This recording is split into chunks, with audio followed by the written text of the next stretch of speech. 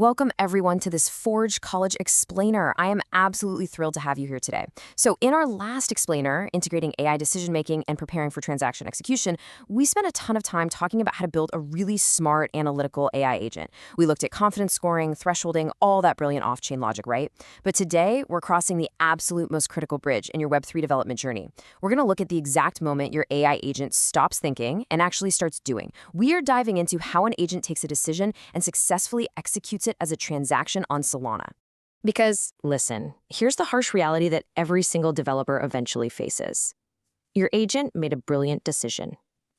Now what?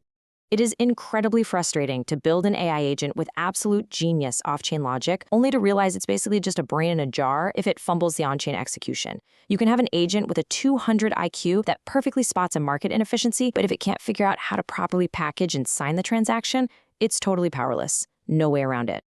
Okay, let's dive into this. Here is our blueprint for tracking this exact life cycle. 1. From decision to execution. 2. The verified shipment model. 3. Assembly and simulation steps. 4. Signing and submission flow. 5. Confirm, reconcile, and retry. And 6. Conclusion and next steps.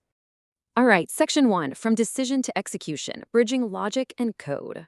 So, this is where your agent's theoretical logic interface crashes headfirst into a very strict, very unforgiving execution layer. Think about it this way. Off-chain decisions, your agent's logic, its confidence scoring, its clever thresholding, they're entirely under your control. They're flexible. But on-chain execution on Solana, that is a world of rigid program rules, explicit state changes, and super strict transaction life cycles. It really doesn't matter how mathematically perfect your off-chain decision is, that perfect decision can and will easily fail if it's subjected to poor transaction assembly, a stale blockhash, or inappropriate confirmation expectations. We have to translate that intent into a concrete, perfectly formatted set of instructions. Moving on to section 2, the verified shipment model, transactions as packages. To really master this translation, we need a strong mental model. So think of a transaction as a shipment that travels through a warehouse system before reaching a final delivery point.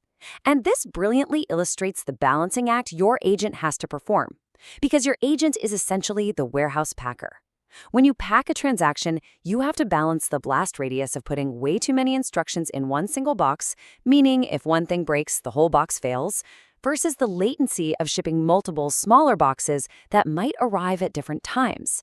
You have to decide exactly what goes into that container and how it gets sealed. Which brings us to section 3, assembly and simulation steps, the present phase.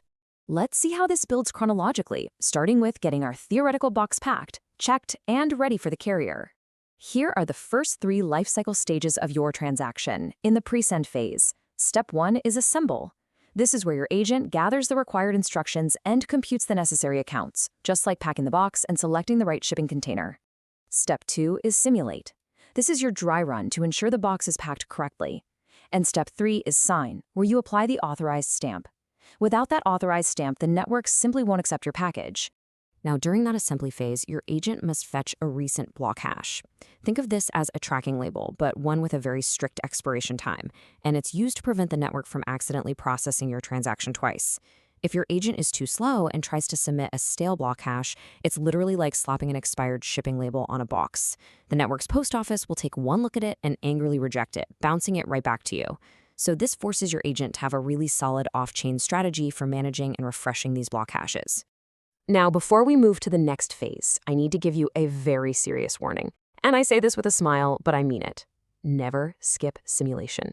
Skipping the dry run simulation is exactly like packing a mystery box, sealing it tight, and blindly hoping the contents don't spontaneously explode on the delivery truck. Simulation is your chance to catch program panics, compute limit issues, and bad state assumptions totally for free before you ever spend a dime on gas or disrupt the network. Just do it. All right, section 4, signing and submission flow, the handoff phase. So, once our box is perfectly packed, safely simulated, and stamped with a fresh signature, we begin the handoff. In this post-send phase, step 1 is submit. Your agent physically hands the package to the RPC node, which acts as our carrier. In return, the RPC hands back an immediate transaction signature. This is your tracking slip. Step 2 is confirm. You use that tracking slip to monitor the delivery depth. watching as the transaction goes from processed to confirmed to finalized. And step 3 is reconcile, where your agent checks its logs and verifies that the intended state change actually happened out there in the real world. Section 5, confirm, reconcile, and retry when things go wrong. Now, of course, handing a package to a carrier does not guarantee finality.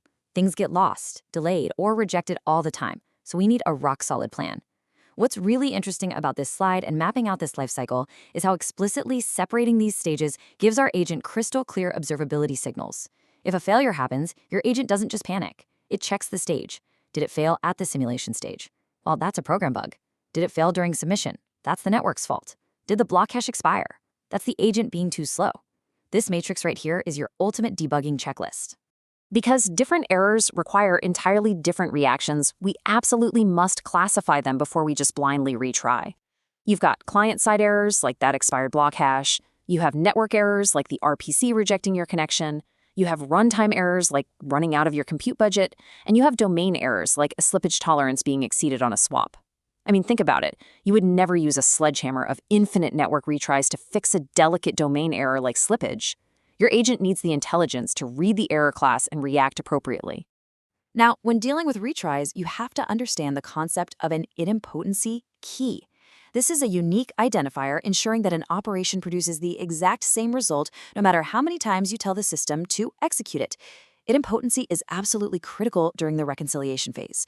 If an RBC connection drops, your agent might not know if the transaction actually went through. Without idempotency, your agent might blindly retry and accidentally double spend your funds, and nobody wants that. Let's ground all this theory in a concrete example, okay? A two-swap atomic transaction for a decentralized exchange arbitrage. Your agent spots the arb. Step 1, it assembles the pool accounts for both dexes. Step 2, it simulates the transaction to ensure the complex swap won't exceed compute limits. Step 3, it ensures the black hash is refreshed right before applying its signature. And step 4, it monitors the network, ready to confirm and reconcile any custom program errors, like a sudden change in liquidity, without panicking. Those off-chain checks just saved you from a very costly on-chain runtime failure. Section 6, conclusion and next steps. Wrapping up execution. We've covered an incredible amount of ground today, so let's wrap up this journey so you're fully prepared for the next logical step. So the crucial point is this. Treat every single stage of the transaction lifecycle as a separable responsibility. Here are your key principles to take away. 1. Maximize your off-chain correctness checks, especially those simulations. 2. Design for strict idempotency so your agent never accidentally double executes.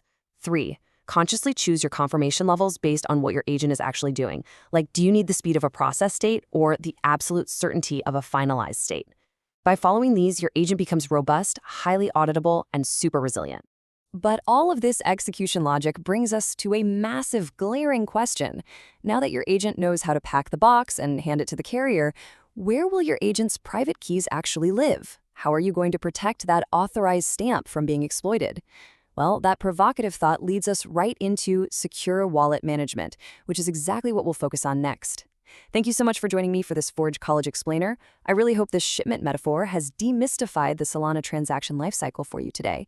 To dive deeper into this subject and to explore a wealth of other Web3-related topics, please visit our website at Forged College. Keep building, keep learning, and I'll see you in the next one.